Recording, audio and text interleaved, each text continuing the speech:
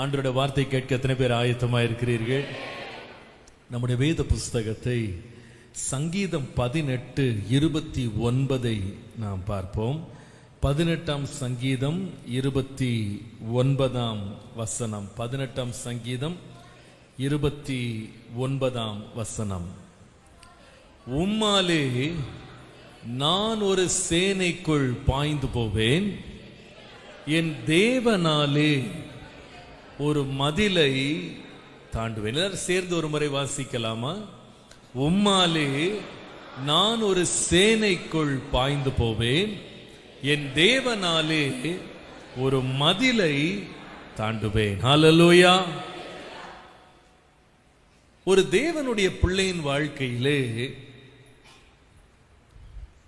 கர்த்தர் நமக்கு வாசல்களை வைத்திருப்பது மாத்திரம் அல்ல, நம்முடைய வாழ்க்கையில நாம் சந்திக்க வேண்டிய சில மதில்களும் இருக்கிறது என்பதை மறந்து போகக்கூடாது. நீங்கள் வேதத்தை உன்னிப்பாய் வாசிப்பீர்களானால் 2 விதமான மதில்கள் இருக்கிறது என்பதை நீங்க பார்க்கலாம். ஒரு வகையான மதில் என்னவென்றால், கர்த்தரே ஒரு மனிதனுக்காக தன்னுடைய பிள்ளைகளுக்காக எழுப்புகிற மதில்கள். தேவனே நமக்காக மதில்களை எழுப்புகிறவராய் இருக்கிறார். இந்த மதில்கள் எப்படிப்பட்டது? நீங்கள் ஏசாயா தீர்க்கதரிசன புஸ்தகம் 5ஆம் அதிகாரம் முதல் 2 வசனங்களை நீங்கள் வாசிப்பீர்களானால், இப்பொழுது நான் என் நேசரிடத்தில் அவருடைய திராட்சை தோட்டத்தை குறித்து என் நேசருக்கேற்ற ஒரு பாட்டை பாடுவேன். என் நேசருக்கு மகா செழிப்பான மேட்டிலே ஒரு திராட்சை தோட்டம் உண்டு, அவர் அதை வேலி அடைத்து. கர்த்தர் ஒரு தோட்டத்தை கட்டுவாரானால், நம்மை ஒரு தோட்டமாய் அவர் ஏற்படுத்தும் போது அதற்கு ஒரு வேலி அடைக்கிறார். இன்னொரு விதமாய் சொன்னால், அதை சுற்றிலும் மதிலை தேவன் எழுப்புகிறார். யோபுவின் வாழ்க்கையை குறித்து நாம் வாசிக்கும் போது இந்த மதிலை ஆண்டவர் வெளிப்படுத்துகிறார். பாருங்கள், யோபு 1ஆம் அதிகாரம் 8 முதல் 10 வசனங்கள். கர்த்தர் சாத்தானை நோக்கி, என் தாசனாகிய யோபின் மேல் கவனம் வைத்தாயோ? உத்தமனும் சன்மார்க்கனும் தேவனுக்கு பயந்து பொல்லாப்புக்கு விலகுகிறவனுமாகிய அவனைப் போல பூமியில் ஒருவனும் இல்லை என்றார். அதற்கு சாத்தான் கர்த்தருக்கு பிரதியுத்தரமாக, யோபு விருதாவாகவா தேவனுக்கு பயந்து நடக்கிறான்? நீர் அவனையும் அவன் வீட்டையும் அவனுக்கு உண்டான எல்லாவற்றையும் சுற்றி வேலி அடைக்கவில்லையா? ஆமா, நீங்க வேலி போட்டதுனாலதான் அவன் ஆசீர்வாதமா இருக்கான். நீங்க அவனை சுற்றி ஒரு மதிலை எழுப்பியிருக்கீங்க. யாரும் அவனுக்கு தீங்கு செய்ய முடியாதபடி அவனை சுற்றிலும் பாதுகாப்பை எழுப்பியிருக்கீங்க. பின்ன எப்படி அவன் ஆசீர்வாதமா இருக்க மாட்டான்? நிச்சயமா ஆசீர்வாதமா தான் இருப்பான். அதனால கர்த்தர் யோபை சுற்றிலும் மதில் அடைத்தார் சொல்லி பார்க்கிறோம். இன்னொரு மதிலை கூட நீங்க வாசிப்பீங்களானா, சகரியா 2ஆம் அதிகாரம் 5ஆம் வசனத்துல இன்னொரு மதிலை குறித்து வாசிக்கிறோம். வேதம் சொல்லுகிறது, இஸ்ரவேல் குறித்து, எருசலேமின் பட்டணத்தை குறித்து ஆண்டு எழுதும் போது, நான் அதற்கு சுற்றிலும் அக்கினி மதிலாய் இருந்து அது நடுவிலே மகிமையாக இருப்பேன் என்று கர்த்தர் சொல்லுகிறார்.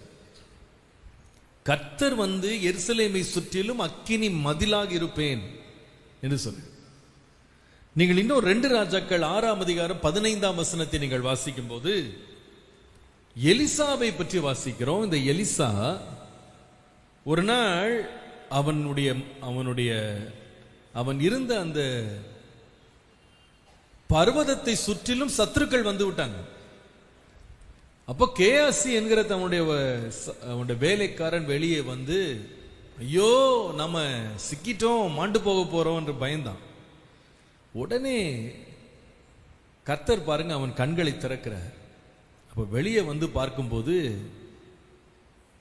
இதோ இராணுவமும் குதிரைகளும் ரதங்களும் பட்டணத்தை முற்றிலும் சுற்றி இருக்க கண்டானாம்.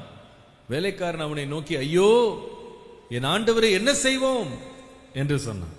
17ஆம் வசனத்தில் வாசிப்பீங்களானா, எலிசா கர்த்தரை நோக்கி விண்ணப்பம் பண்றார். கர்த்தாவே, இவன் பார்க்கும்படி இவன் கண்களை திறந்தருளும் என்றார். உடனே கர்த்தர் அந்த வேலைக்காரன் கண்களை திறந்தார். இதோ எலிசாவை சுற்றிலும் அக்கினி மயமான குதிரைகளாலும் ரதங்களாலும் அந்த மலை நிறைந்திருக்கிறதை அவன் கண்டான்.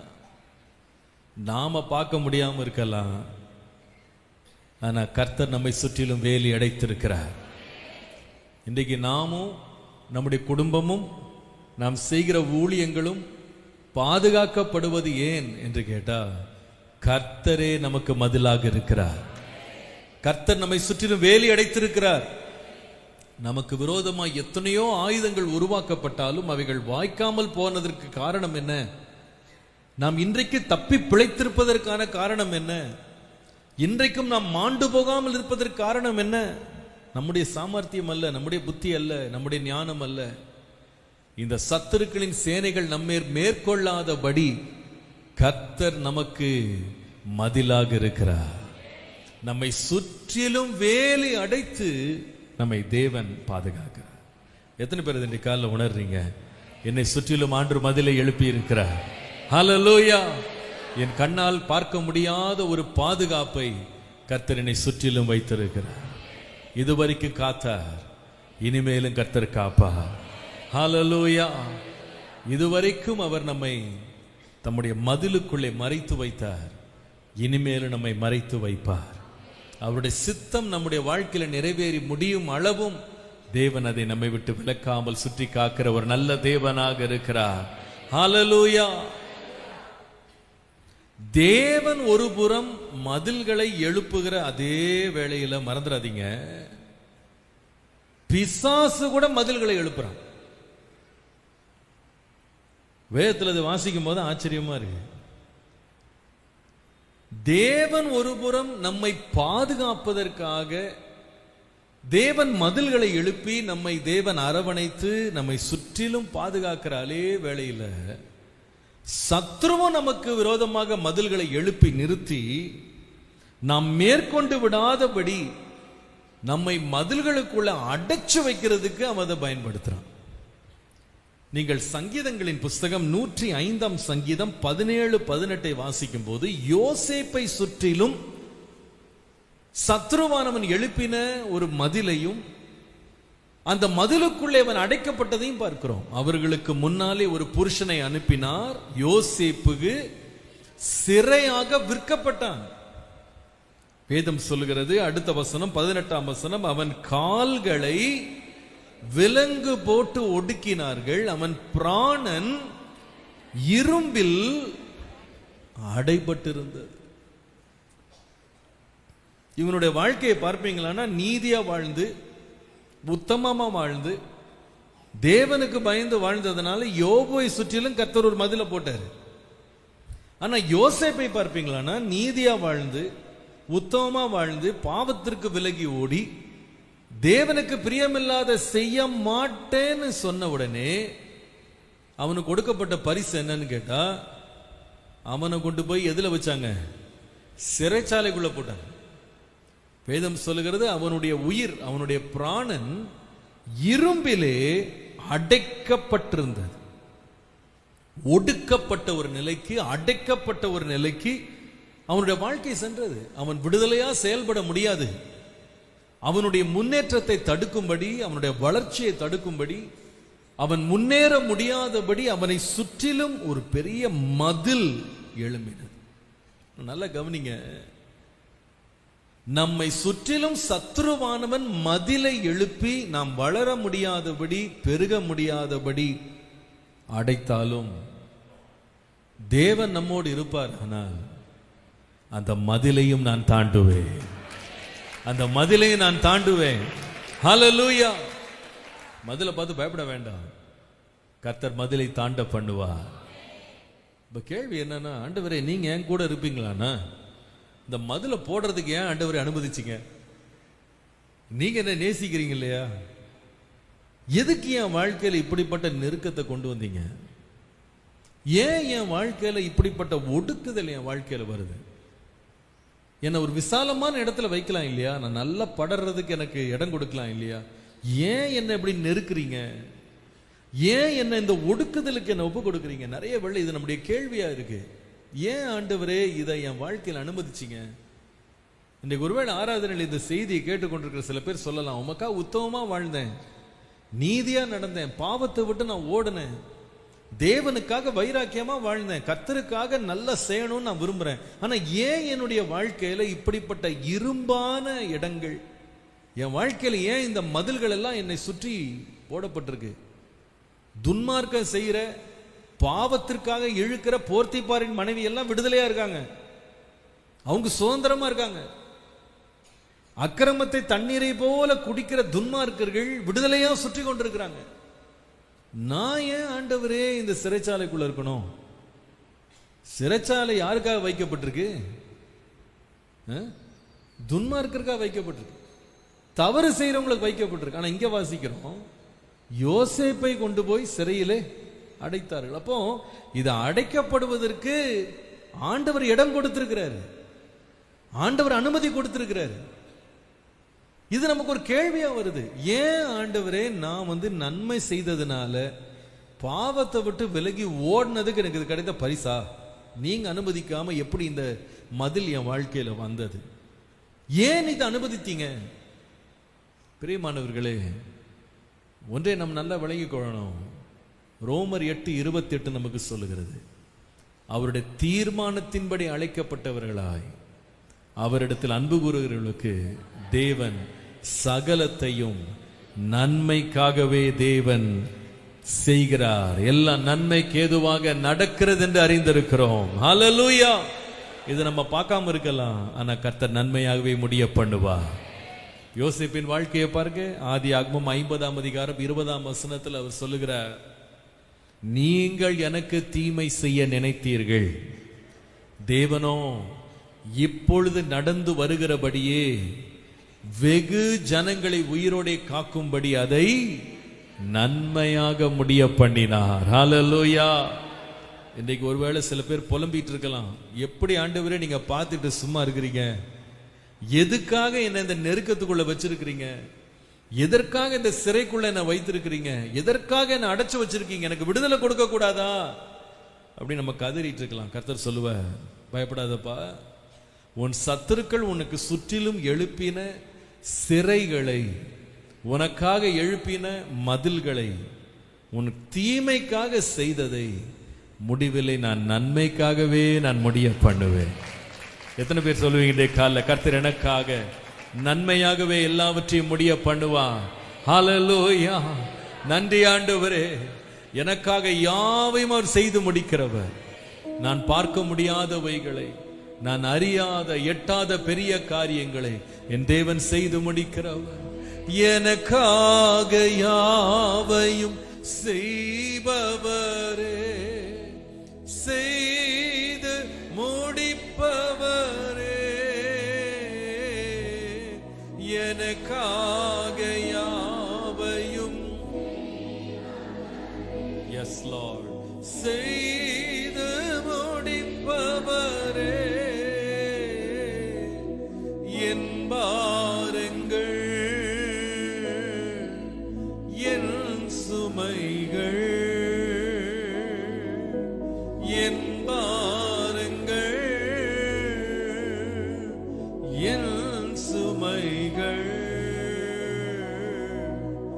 உம் பாதத்தில் இறக்கி வைத்தே, உம் பாதத்தில் இறக்கி வைத்தே. ஏசையா உம்மை தானே என் முன்னே நிறுத்தி உள்ளே. ஏசையா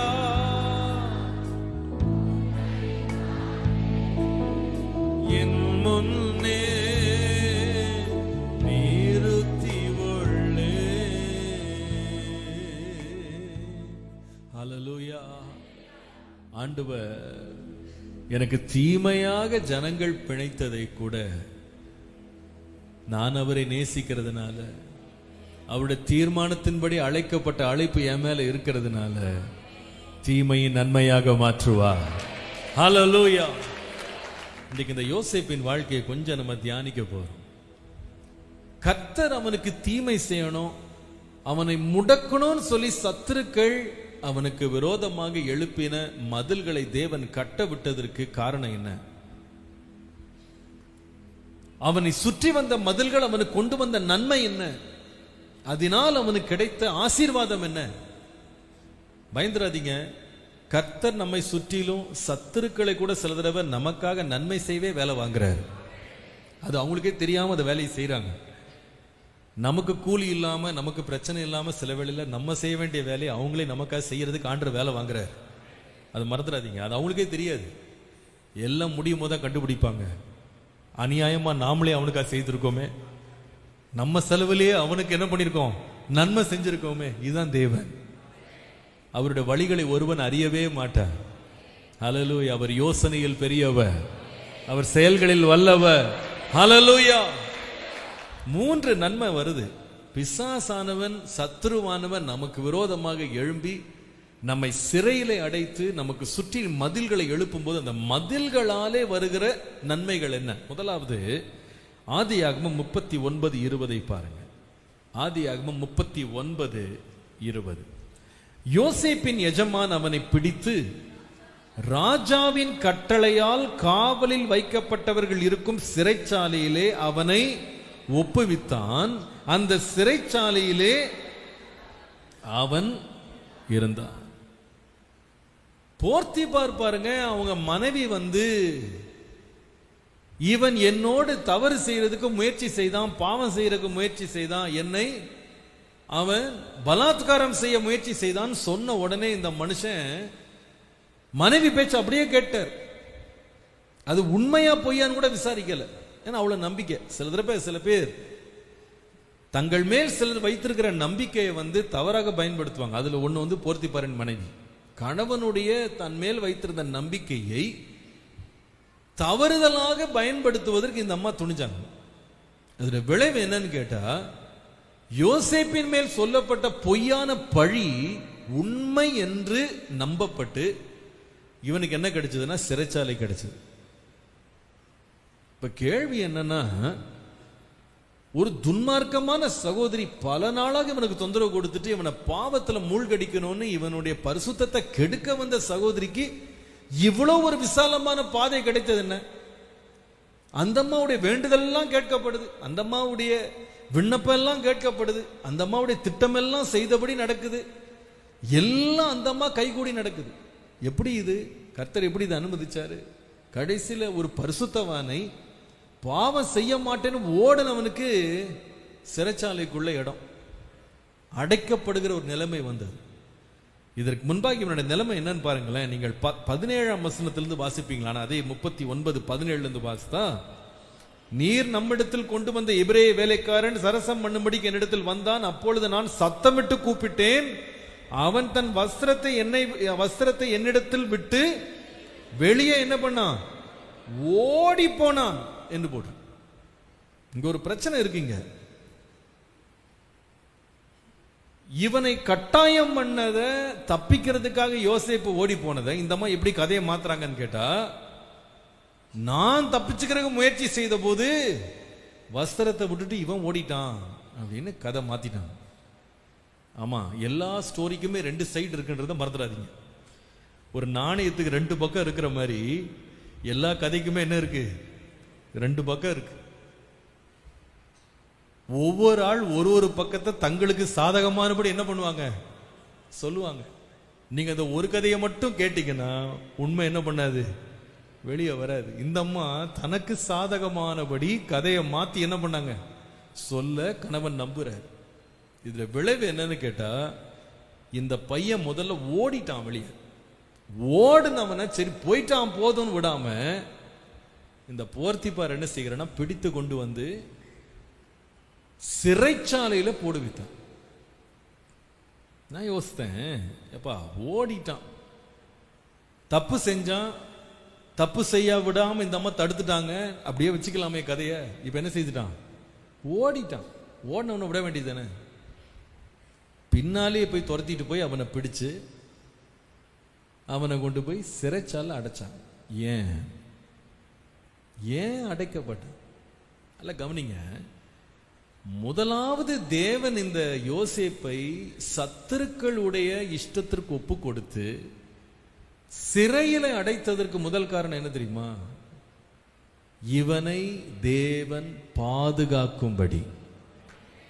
பாதுகாக்கிறது யார்கிட்ட பாதுகாக்க? முதலாவது போர்த்திபாரினுடைய கோபத்திலிருந்து பாதுகாக்க, இவன் மேல எந்த தீங்கும் வந்துராதபடி ராஜாவினுடைய சிறை கைதிகள் வைக்கப்படுகிற இடத்துல ஹை செக்யூரிட்டி பிரிசன்ல கொண்டு போய் ஆண்டவர் வச்சார் உள்ள. ஏன்னா கர்த்தருக்கு தெரியும் இவனை பற்றி பெரிய திட்டம் இருக்கு. இவன் மேல சொல்லப்பட்ட பொய்ப்பழியில இவனுக்கு வந்த கோபத்தில் இவனை வெட்டி போடாதபடிக்கு இவனை பாதுகாக்கணும்னு கர்த்தர் உள்ள கொண்டு போனார். மறந்துடாதீங்க. ஏன்னா அந்த காலங்களில் அடிமைகளுக்கு உரிமையே கிடையாது. அடிமைகளை என்ன வேணாலும் செய்யலாம். அடிமைகளை மிருகங்களுக்கு இணையாக வைத்திருந்தாங்க. அன்றைக்கு அந்த போர்த்திபார் இவனை கொன்று போட்டிருந்தா கூட யாரும் கேட்க முடியாது. சட்டம் அவங்களுக்கு எந்த உரிமையும் கொடுக்கவே இல்லை. ஆனா கர்த்தர் இவன் மேல் கோபம் எழாதபடி கர்த்தரே இவனை கொண்டு போய் பாதுகாத்து வச்சிருந்தார்.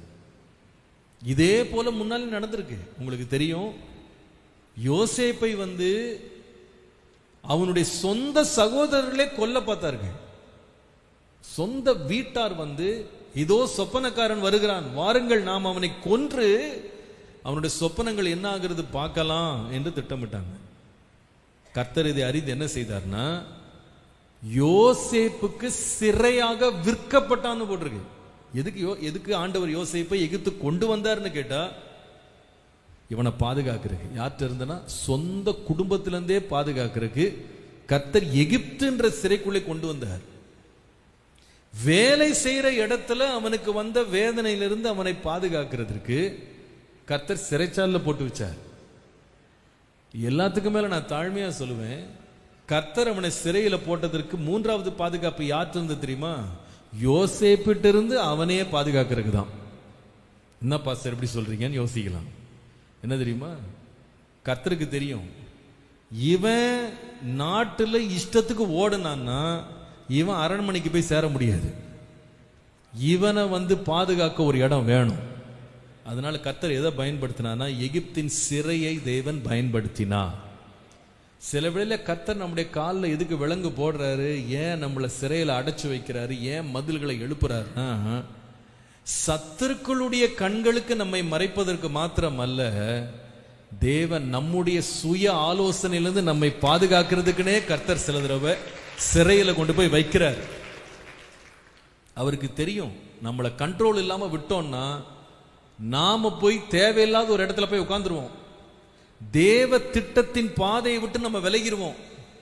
நாம நம்முடைய சுய புத்தியின் மேல் சார்ந்து நம் இஷ்டத்திற்கு நம்முடைய வாழ்க்கையை நடத்தி முடிவிலே தேவ நோக்கம் நம் வாழ்க்கையில் நிறைவேறாம நம்ம தொலைஞ்சு போயிடுவோம்னு கர்த்தர் குறித்த காலம் வரைக்கும் நம்முடைய பாதுகாப்புக்காகவே தேவன் சில வேளை நம்மை சில இடங்கள்ல அடக்கி வைக்கிறார்.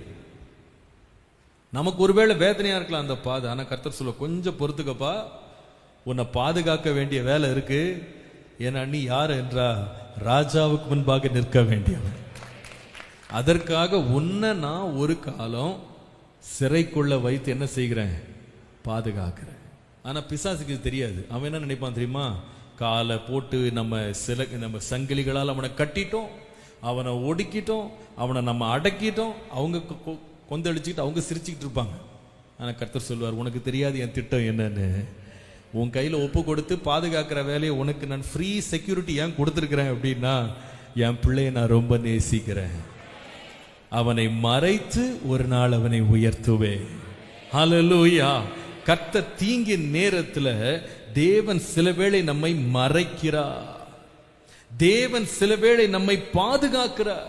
பாருங்க, அதனாலதான் சங்கீதம் 27:5 நமக்கு சொல்லுகிறது, தீங்கு நாளில் அவர் என்னை தம்முடைய கூடாரத்தில் மறைத்து என்னை தமது கூடார மறைவிலே ஒளித்து வைத்து என்னை கண்மலையின் மேல் என்ன செய்வார், உயர்த்துவார். நீங்க அதை சம்பவங்களை படித்தீங்கன்னா, ஒரு பக்கம் போர்த்திபாரின் கண்கள்லேருந்து கர்த்தர் அவனை மறைச்சு கொண்டு போய் அந்த இடத்துல ஒழிச்சிட்டாரு. அவனுடைய மனைவியின் கோபத்திலிருந்து விலக்கிட்டாரு. இன்னும் நீங்க தியானிப்பீங்களானா, கொஞ்ச நாள்ல இந்த யோசேப்பின் சகோதரர்கள் திரும்ப எகிப்துக்கு வர போறாங்க. அவர்கள் அடையாளமே காண முடியாதபடிக்கு இவனை மாற்றுவதற்கு தேவன் அவனுடைய கோபத்திற்கு கூட தேவன் மறைச்சு வச்சிட்டார். இது யாருடைய சிறைச்சாலைனா சாதாரண சிறைச்சாலை, ராஜாவினுடைய சிறை கைதிகள் வைக்கிற சிறைச்சாலை. அப்ப அர்த்தம் என்னன்னா, ராஜாவுடைய உத்தரவு இல்லாம யாரும் வெளியே வர முடியாது. தேவன் அவனுக்கு அப்படிப்பட்ட ஒரு பாதுகாப்பை தந்தார். சில வேளையில நமக்கு கடுங்காவல் வரும்போது பயந்துராதீங்க. ராஜாக்கள் கூட கர்த்தருடைய கரத்துல தான் இருக்கிறாங்க. இந்த உலகத்தின் கரத்தில் நான் மாட்டிக்கிட்டேன், உலக ராஜா என் மேல் அதிகாரம் செலுத்துறான்னு பயப்படாதீங்க. ராஜாக்களுடைய இருதயம் கர்த்தருடைய கரத்திலே இருக்கிறது. அதை எப்படி வேணாலும் கர்த்தர் திருப்புவார். ஹல்லேலூயா. எங்கேயும் தொலைஞ்சு போயிடாதபடி கர்த்தர் அவனை கரெக்டா ஒரு இடத்துல பொசிஷன் பண்ணும்படி, பாதுகாக்கும்படி தேவன் வைத்திருந்தார். அதனாலதான் ஒரு நாள் அவனை அழைத்து வரும்போது ஊரெல்லாம் தேட வேண்டிய அவசியம் இல்லை. கர்த்தர் அவனை சரியான இடத்துல அட்ரஸ் போட்டு வைத்திருந்தார்.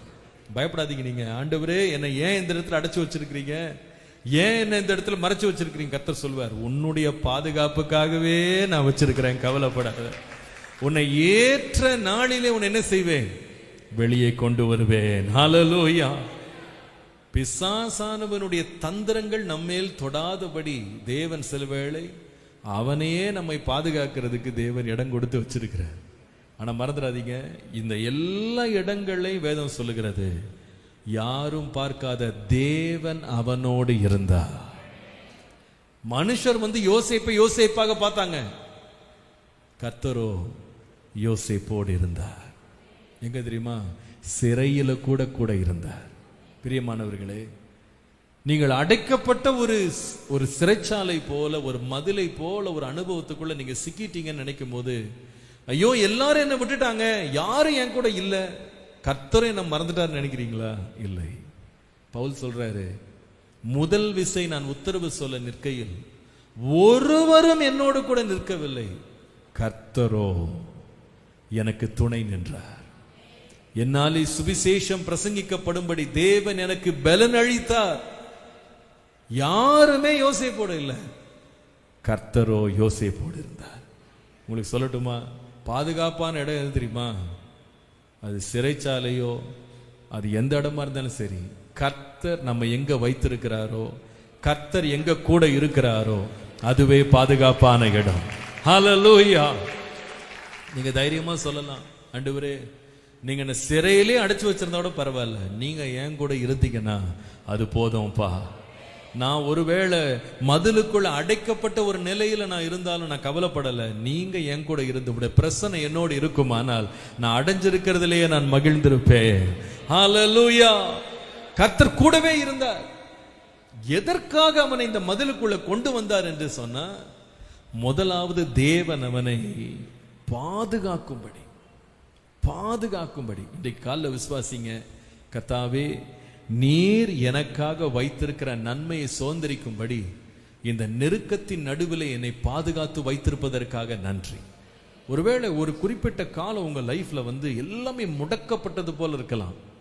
எதிலுமே ஒரு வளர்ச்சி, எதிலுமே ஒரு முன்னேற்றம், நீங்க பார்த்த தரிசனங்கள்லாம் நிறைவேறதுல எந்த ஒரு முன்னேற்றம் இல்லாம அப்படியே ஒரு ஸ்டேல்மேட் மாதிரி அப்படியே முடங்கி போன நிலையில் நீங்க உங்களை ஃபீல் பண்ணலாம். பயப்படாதீங்க. கர்த்தர் சில வேளையில அடைச்சு வைக்கிறது தேவன் நம்முடைய நன்மைக்காகவே. ஒரு குறித்த நாள் வரும்போது கர்த்தர் வெளியே கொண்டு வருவார். ஹல்லேலூயா. ரொம்ப தேவை பாதுகாப்பு தான். ஆண்டவர் நம்ம இழக்க விரும்பவே இல்லை. நம்மை குறித்து தேவன் வைத்திருக்கிற நோக்கத்தை நிறைவேற்ற அவருடைய திட்டம் மாறவே இல்லை. நிச்சயமாய் ஒரு நாள் மறைத்திருந்து தேவன் வெளிப்படுத்துவார். ஹல்லேலூயா. என்னை காக்கிற தேவன் என்னோடு கூட இருக்கிறார். போகும்போது காக்கிறார், வரும்போது காக்கிறார். நான் எங்க போனாலும் அவர் என்னை கண்ணின் மணி போல என்னை பாதுகாக்கிற தேவனா இருக்கிறார். எத்தனை பேர் இதை உணர்றீங்க இன்றைக்கு காலையில்? ஆண்டவரே உம்முடைய கண்மலைக்குள்ள என்னை மறைத்து வைக்கிறீர். சில வேளை என்னை சத்துருக்களுடைய ஆளிகளுக்குள்ள என்னை மறைத்து வைக்கிறீர். என்னை சில வேளையில் அவன் எழுப்பி இருக்கிற இந்த சிறைகளுக்குள்ள என்னை மறைத்து வைக்கிறீர். நான் அதை என்னை இடுக்கமாக பார்க்காம உம்முடைய மறைவாக பார்க்கிறேன். உம்முடைய பாதுகாப்பாக பார்க்கிறேன். எனக்கு நீர் நன்மை செய்கிறீர் என்று நான் பார்க்கிறேன். நான் உம்மால் கைவிடப்படுவதில்லை, உம்மால் மறக்கப்படுவதே இல்லை, உம்மால் நான் தனியாய் விடப்படுவதே இல்லை. சில வேளையில ஒரு சிறையின் அனுபவத்துக்குள்ள இருக்கும்போது எவ்வளவு பெரிய அவமானங்க. சிறைச்சாலைக்குள்ள ஒருத்தர் போயிட்டாங்கன்றது எவ்வளவு பெரிய அவமானம், எவ்வளவு பெரிய வெட்கக்கேடுங்க. நான் நினைக்கிறேன் நம்ம எல்லாருமே நம்ம லைஃப்ல வந்து ஜெபிக்க வேண்டிய ஒரு ஜெபத்தில் ஒரு ஜெபம், ஆண்டவரே ஒரு முறை கூட நான் சிறைச்சாலையில் போய் மாட்டிக்கிடக்கூடாது. இதுக்கு நம்ம ரொம்ப ஜெபம் பண்ணணும்னு நினைக்கிறேன்.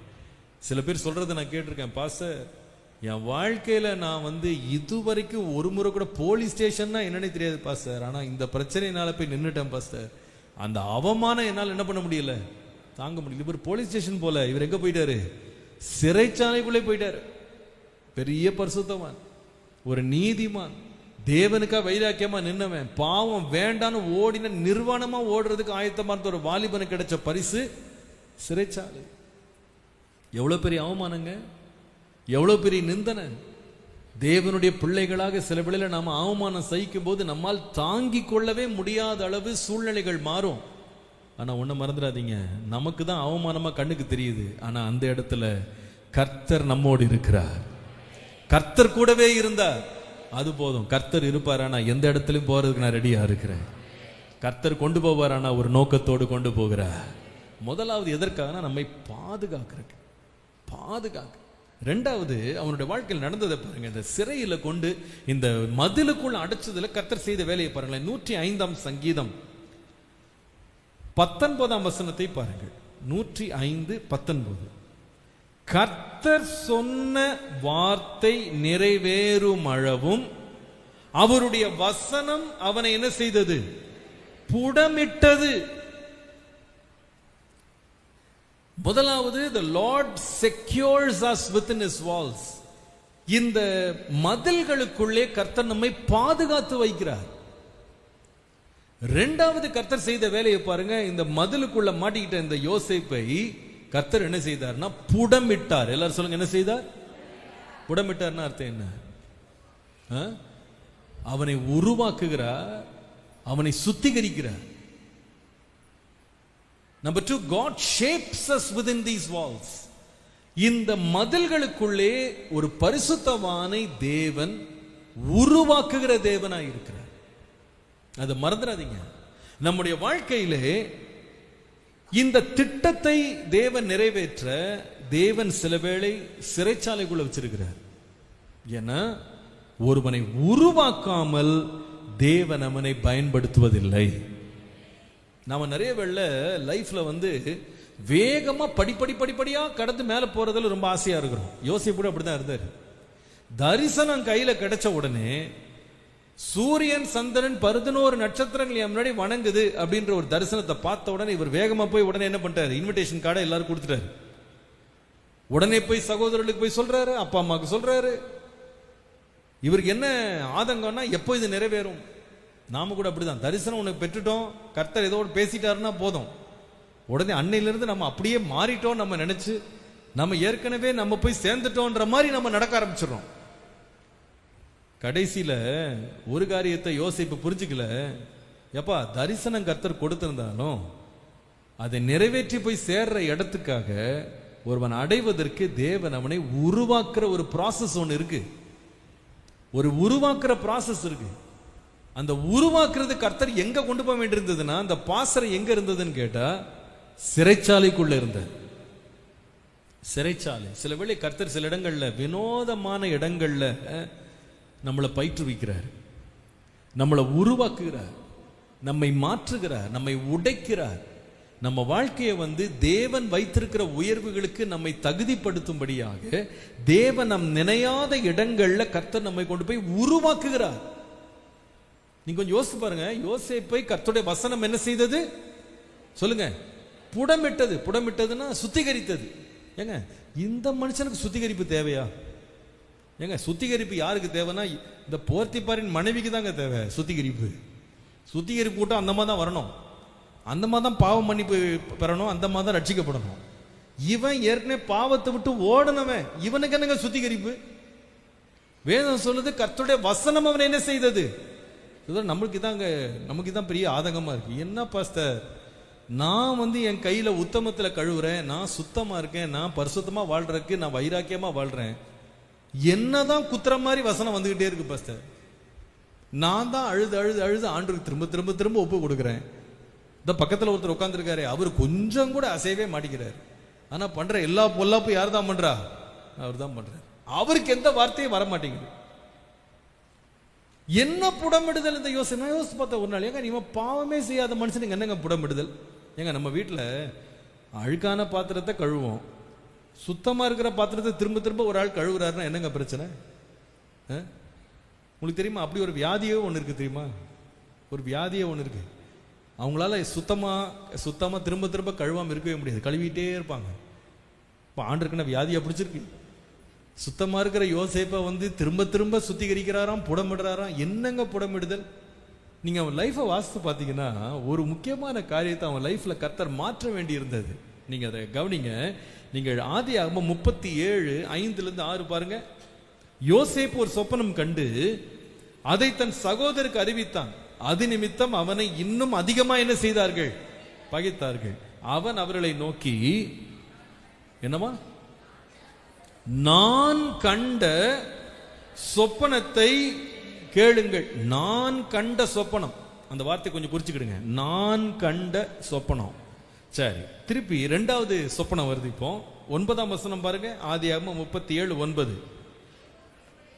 அப்பொழுது அவன் வேறொரு சொப்பனத்தை கண்டு தன் சகோதரை நோக்கி, நான் இன்னும் ஒரு சொப்பனத்தை கண்டேன். இந்த ரெண்டு இடத்துலயும் பாத்தீங்கன்னா நான் கண்டேன், நான் கண்டேன். இப்படிதான் இவர் ஸ்டேட்மெண்ட் எப்படின்னா, நான் கண்டேன், நான் தரிசனம் பார்த்தேன், நான் சொப்பனம் கண்டேன், இப்படியே திரும்ப திரும்ப சொல்லிக்கிட்டு இருக்கிறார்.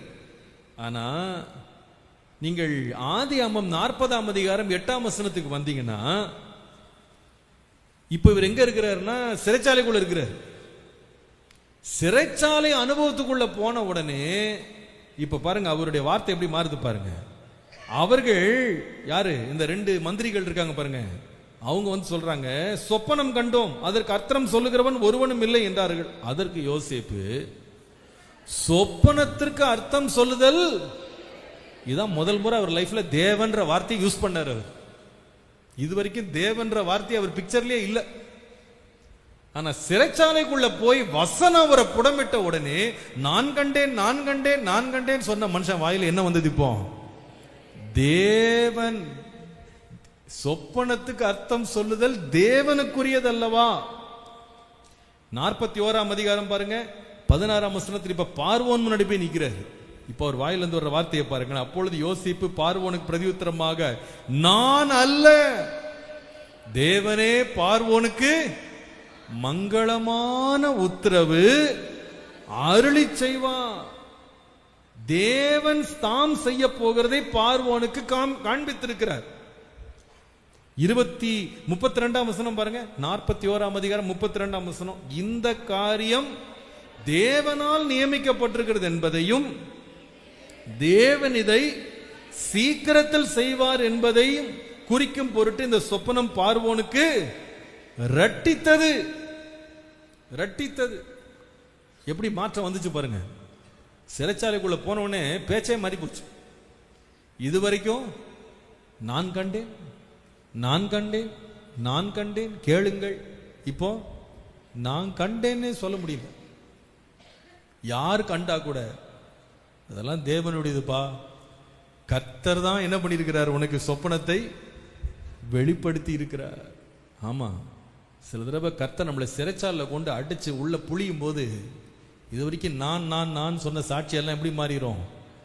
கர்த்தரே எனக்காக செய்து முடித்தார்.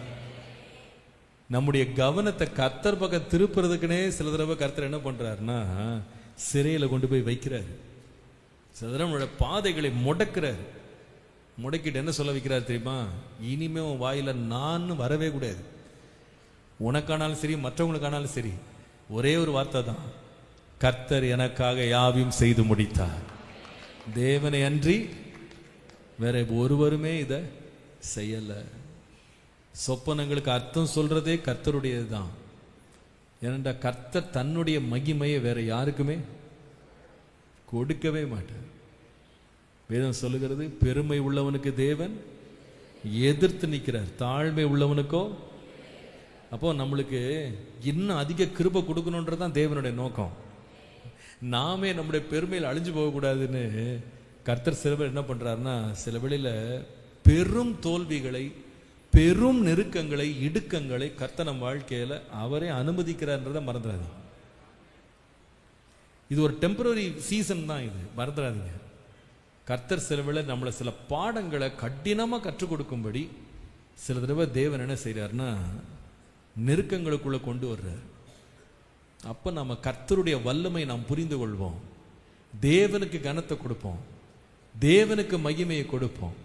நல்லா கவனிங்க, கர்த்தருக்கு மகிமையை கொடாமல் தனக்கு நேராக மகிமை திருப்புகிற சுபாவம் யாருடைய சுபாவம்னா தேவ சுபாவம் இல்லை, அது லூசிஃபருடைய சுபாவம். நான் ஏறுவேன், நான் உயருவேன், நான் உட்காருவேன். முடிவென்ன? இருக்கிற ஸ்தானமே போயிடுச்சு. தேவன் அவனை மேலது கீழே தள்ளிட்டார். பிசாசானவன் ஆதி மனிதனாகி ஆதாம் ஏவாளை சோதித்த பொழுது என்ன வார்த்தை சொல்லி சோதிச்சான்? இந்த கனியை மாத்திரம் நீங்க புசிச்சீங்கன்னா உங்கள் கண்கள் என்ன செய்யப்படும்? திறக்கப்படும், தேவர்களை போல மாறி விடுவீர்கள். அவ்வளவுதான். இந்த மனுஷனுக்கு வந்த பெருமையில போய் தேவனுக்கு கீழ்ப்படியாம போய் இருந்ததெல்லாம் போச்சு, எல்லாம் போச்சு. அந்த அழிவை தாம் திட்டமிட்டவர்கள் மேல் பிசாசு கொண்டு வந்து விடாதபடி கர்த்தர் செலவுல உருவாக்குறதுக்குனே செலவுல நெருக்கமான இடங்கள்ல கர்த்தர் கொண்டு போய் வைக்கிறார். சில நான் யோசிப்பேன், ஆண்டவரே நீங்க தேவையை சந்திக்க தான் செய்றீங்க, அதை கொடுக்கறத மொத்தமா கொடுத்துட்டா எவ்வளவு நல்லா இருக்கும். ஒரே நாள்ல எங்க ஜபத்தெல்லாம் கேட்டு எங்களுக்கு பதில் அளிச்சு எங்களை எப்படி வருஷமெல்லாம் அழவிடாம இருந்தா எவ்வளவு நல்லா இருக்கும்னு யோசிக்க தோணுது. கர்த்தருக்கு தெரியும், இவனுக்கு மொத்தமா கொடுத்தா இவன் நம்ம பக்கமே திரும்ப மாட்டான்னு கர்த்தருக்கு தெரியும். அதனால என்ன பண்ணுவார்னா நெருக்கத்தின் பாதையில் நம்மளை கொண்டு போய் ஒடுக்கத்தின் அப்பத்தை புசிக்க வைப்பார். அப்போதான் நம்ம என்ன செய்வோம்னா, கர்த்தாவே நீரே தாங்கப்பா, நீங்க எல்லாம் என்னால் ஒண்ணுமே முடியாதப்பா அப்படின்னு கர்த்தர் பக்கம் திரும்புவோன்னு தெரியும் இல்லையா? பாஸ்டர் சுந்தரம் அவர்கள் ஏசிஐ சபையினுடைய ஃபவுண்டர், அவர் சொல்லுவாராம், நமக்கு ₹1 தேவை இருந்தா ஆண்டவர் 95 காசு தான் கொடுக்கணுமா. எப்படி? ₹1 தேவை இருந்தா 95 காசு தான் கையில் இருக்கணுமா. அப்போதான் மீதி உள்ள 5 காசுக்கு ஒழுங்கா ஜோம் பண்ணுவோமா. ₹1 தேவையா இருந்து ₹1 கையில வந்தா கர்த்தரையும் மறந்துடுவோமா, தேவனையும் தேட மாட்டோமா. சில தடவை கர்த்தர் இந்த மாதிரி ஒரு சிறைக்குள்ள நம்மளை அடைச்சு வச்சுட்டு இவ்வளவு நாள் பேசிட்டு இருந்த நான் கண்டேன் நான் கண்டேன்ற வாயே என்ன ஆயிரும், இனிமே அந்த வார்த்தையை மறந்து போறபடி கர்த்தர் செஞ்சிருவார். இப்ப பாருங்க, மற்றவங்கள பார்த்தாலும் சரி, யாரை பார்த்தாலும் சரி, ராஜாவுக்கு முன்னாடி போனாலும் சரி, நான்ற வார்த்தையை அகராதியில இருக்கக்கூடாது. யாருதான் இருக்கணும்? கர்த்தர் மாத்திரமே இருக்கணும். அதுதாங்க கர்த்தர் நம்மை உருவாக்குறதுல பெரிய உருவாக்குதல். கர்த்தருக்கு மகிமையை செலுத்த, தேவனை மகிமைப்படுத்த ஒரு மனுஷன் பழகாத வரைக்கும் அவனுக்கு தேவன் மகிமைப்படுத்த ஸ்தானமே இல்லை. கர்த்தர் ஒரு மனுஷனை மகிமைப்படுத்தணும்னா எதிர்பார்க்கிற முதலாவது காரியம், முதல்ல நீ என்னை மகிமைப்படுத்து, என்னை கனப்படுத்து. என்னை கனம் பண்ணுகிறவனை நான் கனம் பண்ணுவேன். கர்த்தனை கனம் பண்றதுக்கு நம்முடைய இருதயம் திரும்பாத வரைக்கும் கர்த்தர் நம்மை கனப்படுத்த மாட்டார்.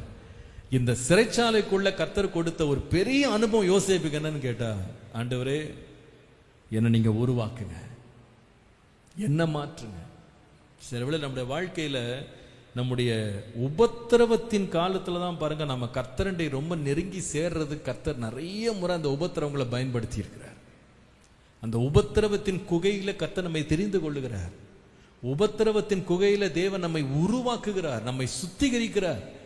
நம்ம அந்த பாடுகள் வழியாகவே நம்மை பரிசுத்தப்படுத்த தேவன் அதை பயன்படுத்துகிறார்.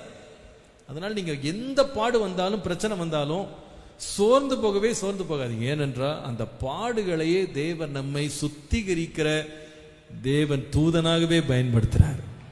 நான் நினைக்கிறேன், வெளியே இந்த யோசேப்பு வெளியே வந்திருக்கும் போது அவர் அந்த போர்த்திப்பாருக்கு ரொம்ப நன்றி சொல்லியிருப்பார் நினைக்கிறேன். ரொம்ப நன்றிப்பா, நீ போய் என்னை உள்ள போட போய் நான் வேறு மனுஷனா மாறி வந்திருக்கேன். நேரா நான் உங்க வீட்டுல இருந்து ராஜா வீட்டுக்கு போயிருந்தேன்னா என் பெருமையிலே நான் என்ன செஞ்சிருப்பேன், அழிஞ்சு போயிருப்பேன்.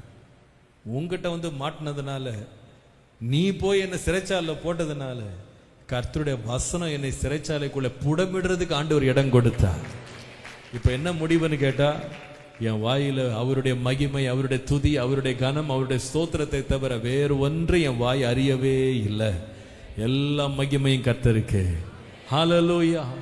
உந்தன் நாமம் உயரணும், இன்று மேன்மை அடையணும், நான் பாடுவேன் உமக்கே எல்லா மகிமை. எத்தனை பேர் சொல்வீங்க இன்றைய காலையில, உம்முடைய நாமம் உயரணும் ஆண்டவரே, இன்றைக்கு மேன்மை அடையணும் ஆண்டவரே, உம்மையே மகிமைப்படுத்துவேன். உந்தன் நாமம் உயரணும், இன்று மேன்மை அடையணும், பாடுவே பாடுவோம் அல்லேலூயா. உந்தன் நாமம் உயரணும், பாடுவே பாடுவோம் அல்லேலூயா. ஹல்லேலூயா ஹல்லேலூயா ஹல்லேலூயா ஹல்லேலூயா. யாவே ஹல்லே ஹல்லேலூயா. யாவே ஹல்லே ஹல்லேலூயா. உந்தன் நாமம், கரங்களை உயர்த்தி உந்தன் நாமம், ஆமாண்டவரே, இன்று மேன்மை அடையணும், பாடுவே பாடுவோம் அல்லேலூயா. ஹல்லேலூயா ஹல்லேலூயா. கர்த்தர் ஒரு மனிதனை சத்துருவை எழுப்புகிற மதில்களுக்குள்ள கொஞ்ச காலம் அடைக்கிறார். ஏன் அடைக்கிறார் அப்படின்னு கேட்டா, முதலாவது சொன்னேன், அவனை பாதுகாக்க, அவனுக்கு விரோதமாய் சத்துருக்களுடைய கணைகள் பட்டுவிடாதபடி ஒரு சில காலம் கர்த்தர் சிறையிருப்புல வைக்கிறார். அவனை பாதுகாக்க, ஜீவனை பாதுகாக்க கர்த்தர் அவனை மறைக்கிறார். இரண்டாவது, அவனை அந்த இடத்துல உருவாக்கும்படி கர்த்தர் அவனை மறைக்கிறார். நீ உருவாகணும்பா, உனக்குள்ள இருக்கிற கேடெல்லாம் விலகி நீ உருவாகணும், தேவனுக்கு மகிமையாய் நீ எழும்பும்படி உருவாகணும். கடைசியா நான் சொல்லுவேன், எதற்காக தெரியுமா சில தடவை மறைக்கிறாரு? நீங்கள் ஆதியாகமம் 49:22 வாசித்து பாருங்க. யோசேப்பு கனிதரும் செடி, அவன் நீரூற்றண்டையில் உள்ள கனிதரும் செடி, அதன் கொடிகள் சுவரின் மேல் படரும். அதன் கொடிகள் சுவரின் மேல் படரும். நல்ல கவனிங்க, கர்த்தர் இந்த யோசேப்பை எப்படி வர்ணிக்கிறார் பாருங்களேன். இந்த யோசேப்பு மரம் அல்ல. இந்த யோசேப்பு யார் என்றால் ஒரு திராட்சை செடி. எல்லாம் சொல்லுங்க, என்னது அது? எத்தனை பேர் திராட்சை செடி உங்க வாழ்க்கையில் பார்த்துருக்கீங்க? சரி, பார்க்கலன்னா பரவாயில்ல, ஒன்றும் தப்புலாம் கிடையாது. இந்த திராட்சை செடின்றது மரம் கிடையாது, இது ஒரு கொடி. இந்த திராட்சை செடி வளர்ந்து கனி கொடுக்க வேண்டுமானா இதுக்கு என்ன தேவைன்னு சொன்னா, இதுக்கு ஒரு சப்போர்ட் தேவை. இதுக்கு ஒரு ஒரு கட்டையோ, ஒரு உயர்ந்த விதமா ஒரு நல்ல நல்ல கட்டியான ஒரு கட்டை ஏதாவது இருந்தாதான் அது மேல இது என்ன செய்யும்? படரும். இப்ப இங்க நடக்கிற வேலையை பாருங்க. யோசேப்பு கனிதர்ற செடி தான். ஆனா அந்த கனிதர்ற செடி கனி கொடுக்க வேண்டுமானா இதுக்கு ஒரு சுவர் தேவை. இந்த சுவர் இருந்தாதான் இந்த கனி இந்த செடி என்ன செய்யும்? படர்ந்து போகும், அப்பதான் கனி கொடுக்கும். கர்த்தர் ஒரு மனிதனை எதற்காக சிறைக்குள்ள, அவனை சுவருக்குள்ள அடைக்கிறார்னு கேட்டா, கர்த்தர் இந்த சுவரை வைத்தே தேவன் அவனை படரச் செய்வா. நல்ல கவனிங்க, தேவன் எதற்காக என்னை மதிலுக்குள்ள வைக்கிறார்னா, இந்த மதில் என்னை பாதுகாக்கும்படி, டு செக்யூர் மீ. இந்த மதில் எதற்காக என்றால், இரண்டாவது டு ஷேப் மீ, என்னை உருவாக்கும்படி. மூன்றாவது, இந்த மதில் எதற்காகனா என்னை படர செய்யும்படி, டு மேக் மீ ஸ்ப்ரெட்.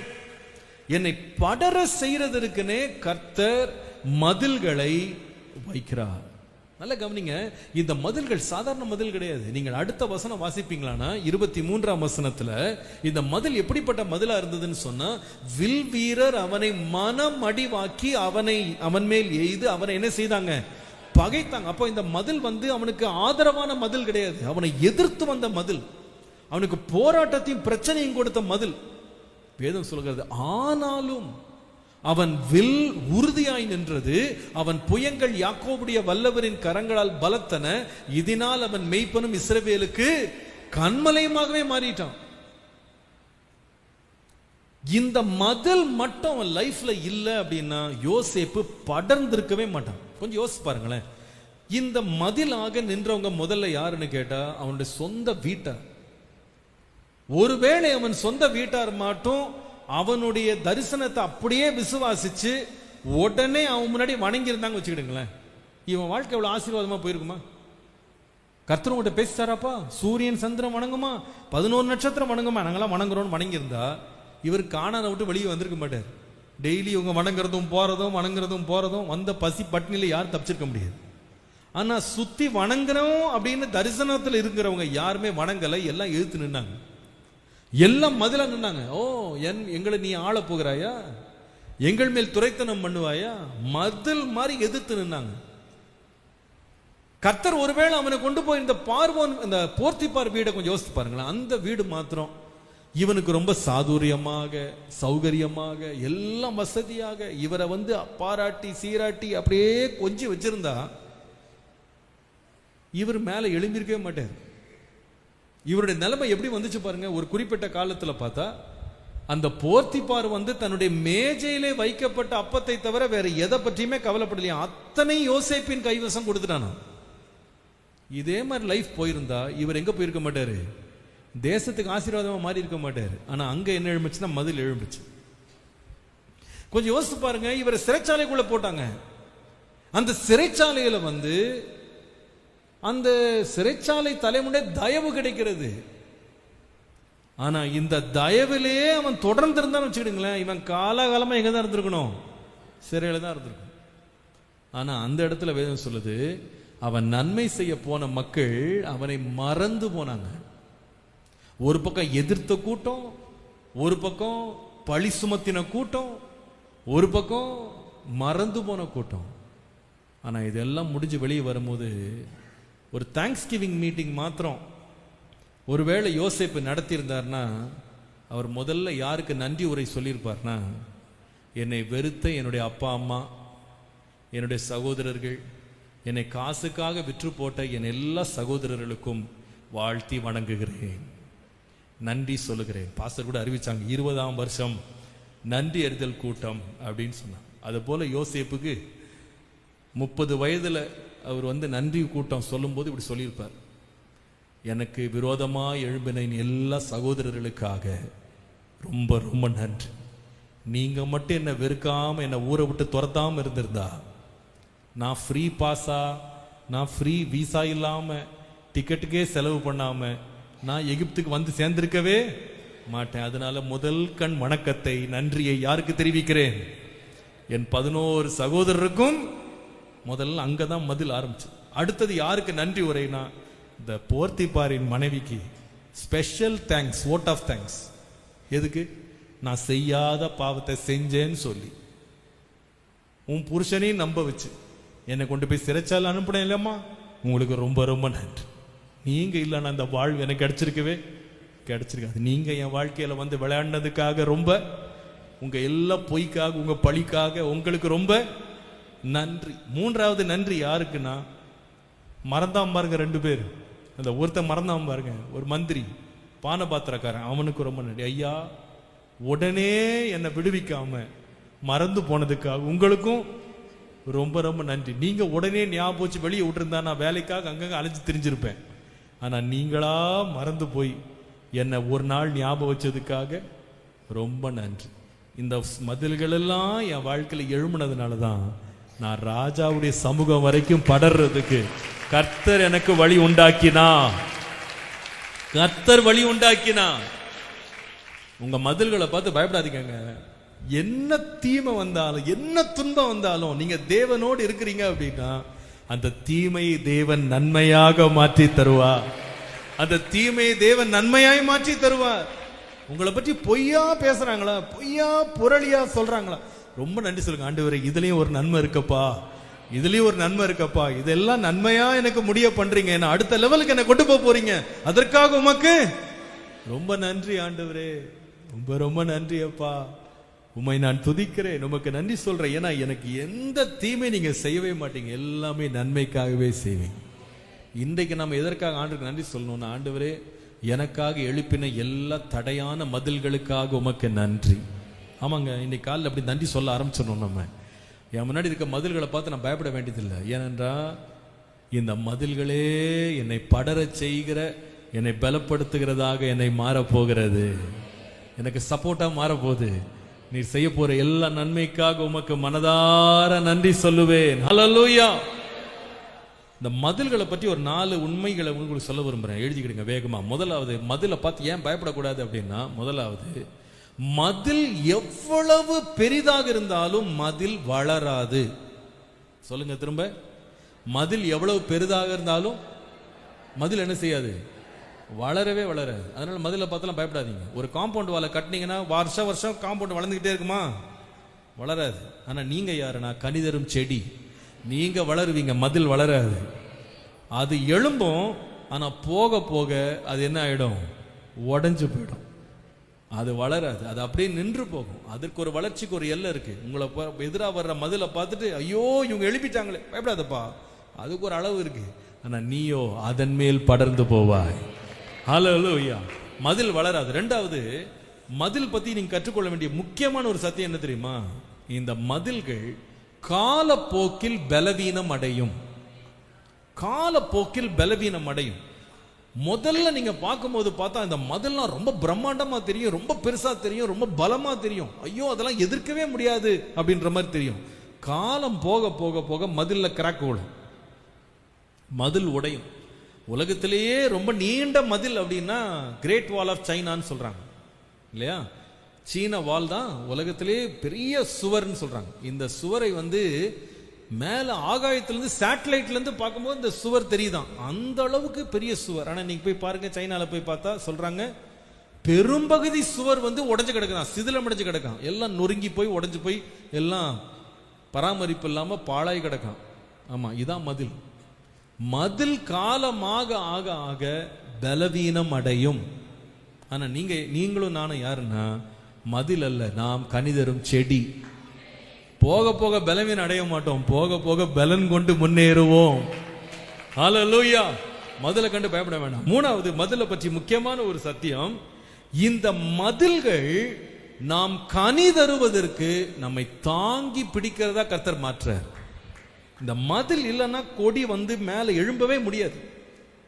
சுதரம் நீங்க ஆண்டவரே மதிலை அகற்றோன்றீங்க, அர்த்தம் இருக்கட்டும்பா, அதுதான் உனக்கு தேவை, அது இருந்தாதான் நீ மேல எழும்ப முடியும். அல்ல தடையோட கிடப்ப. நீ உன்னை பற்றி நான் எல்லாரும் அறிய பண்றதுக்கு அந்த மதில தான் வச்சிருக்கேன். நீ தரையோடு கடந்தவன ஊரெல்லாம் தெரிய பண்றதுக்கு ஃப்ரீ அட்வர்டைஸ்மெண்ட் இந்த மதில் தான். இந்த மதிலுக்காக ரொம்ப நன்றி சொல்லு. உன்னை பற்றி நிறைய பேர் தெரிஞ்சுக்கிடுவாங்க. நீ கீழே இருந்த உன்னை மேல தூக்கி வைக்கிறதுக்கு கர்த்தர் மதில்களை பயன்படுத்துகிறார். என்னுடைய கனிதரும் வாழ்வுக்கு பயனுள்ளதாகவே இந்த மதிலை மாற்றுகிறார். நாலாவது முக்கியமான ஒரு காரியம் மதிலை பற்றி சொல்லும் பொழுது, இந்த மதில்கள் தேவனாலே மேற்கொள்ளப்பட வேண்டும். தேவனாலே. சங்கீதக்காரன் சொல்றார், உம்மாலே ஒரு சேனைக்குள் பாவேன், என் தேவனாலே ஒரு மதிலை. ஆமா, மதில் வரும்போது எப்படி தாண்டிட முயற்சி செய்யக்கூடாதுன்னா நம்ம பலத்தில் எழும்பிடக்கூடாது. என்ன தடை பண்ணீங்களா, நான் என்ன பண்றேன் பாருங்கன்னு எழும்பிடக்கூடாது. யோசேப்பு அதை நல்லா கற்றுக்கொண்டான் பாருங்க. மாம்ச பலத்துல எழும்பிடக்கூடாதுன்றதுல ரொம்ப தெளிவாக இருந்தான். என்றைக்கு நமக்கு எதிராக வருகிற மதில்களை நாம மாம்ச பலத்துல எதிர்த்து மேற்கொள்ளலான்னு எழும்புறோமோ நாம வீக் ஆயிடுவோம். நாம யுத்தத்தை யாற்ற விடணும்னா கர்த்தட்ட விட்டுறணும். கர்த்தட்ட விடுவோமானா இந்த மதில்களாலேயே தேவன் நம்முடைய வாழ்க்கை இன்னும் மேன்மைப்படுத்துவா. கர்த்தர் எனக்காக யுத்தம் செய்யறதுக்கு நான் இடம் கொடுப்பேன். ஆனால் நிச்சயமா நான் சொல்லுவேன், இந்த மதில்கள் எனக்கு முன்பாக ரொம்ப நாள் நிக்காது. அந்த மதிலையே தேவனாலேயே தாண்டி விடுவேன். உங்க வாழ்க்கையில தான் மதில நிக்குதா? யாராவது நிக்கிறாங்களா? கவலைப்படாதீங்க. யுத்தத்தை கர்த்தட்ட கொடுங்க. நீங்க என்ன கொண்டு போங்க ஆண்டவரே, இவர்கள் எல்லாரும் கடந்து செல்ல நீங்க உதவி செய்யுங்க. பழிக்கு பழி வாங்குறது என் வேலை இல்லை, உம்முடைய கரத்துல கொடுக்கிறேன், உம்முடைய கரத்துல கொடுக்கிறேன். கர்த்தருக்கா நான் காத்திருக்கிறேன். கர்த்தர் இந்த மதில்களை தாண்ட பண்ணுவே. நான் எதிர்த்து போக மாட்டேன், நீங்களே தாண்ட வைப்பீங்க, நீங்களே உயர்த்துவீங்க. என் சத்துருக்கள் பார்க்கும் பொழுதே கர்த்தர் மதில்களை தாண்ட பண்ண உண்மை உள்ள தேவனாய் இருக்கிறீர், உண்மை உள்ள தேவனாய் இருக்கிறீர், உண்மை உள்ள தேவனாய் இருக்கிறீர். அவரால் நீங்க தாண்டுவீங்க. நிச்சயமா நான் சொல்லுகிறேன், உங்க வாழ்க்கையில் இன்றைக்கு மதில் போல சில காரியங்கள் நிற்கலாம்.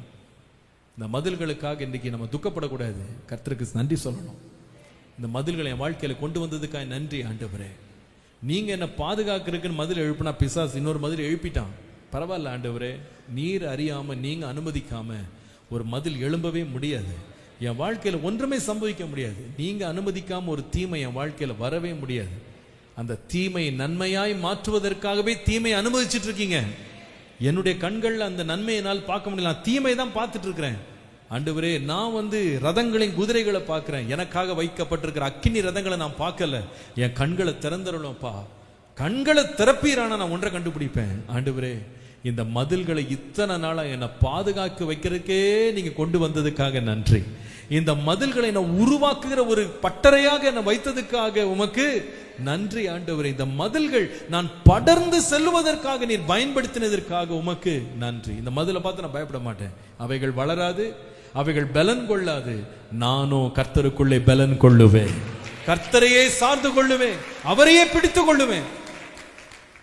இன்றைக்கு ஆண்டவருக்கு முன்னாடி தீர்மானிடுங்க, இந்த மதில்களை என் மாம்சத்தினால் நான் எதிர்கொள்ளவே மாட்டேன். யுத்தத்தை கர்த்தர்ட்ட கொடுப்பேன், கர்த்தர் எனக்கு ஜெயத்தை தருவா. ஹல்லேலூயா. ஆண்டவரே, உம்மாலே நான் சேனைக்குள்ளே பாய்ந்து, உம்மாலே மதிலை தாண்டி கனி உள்ள வாழ்க்கையை நான் பெறப்போகிறதற்காக உமக்கு நன்றி. எத்தனை பேர் விசுவாசிக்கிறீங்க? ஆண்டவருக்கு முன்னால கரங்களை உயர்த்தி தேவருக்கு நன்றி சொல்லுங்க. ஆண்டவரே, என்னை படரச் செய்கிறதற்காய் நன்றி, என்னை வளர்க்கிறதற்காய் நன்றி, என்னை மேன்மைப்படுத்துகிறதற்காய் நன்றி, என்னை ஆண்டவரே நீர் இன்னும் ஆண்டவரை விஸ்தரிக்கிறதற்காய் நன்றி. ஹல்லேலூயா, நன்றி செலுத்துகிறோம்.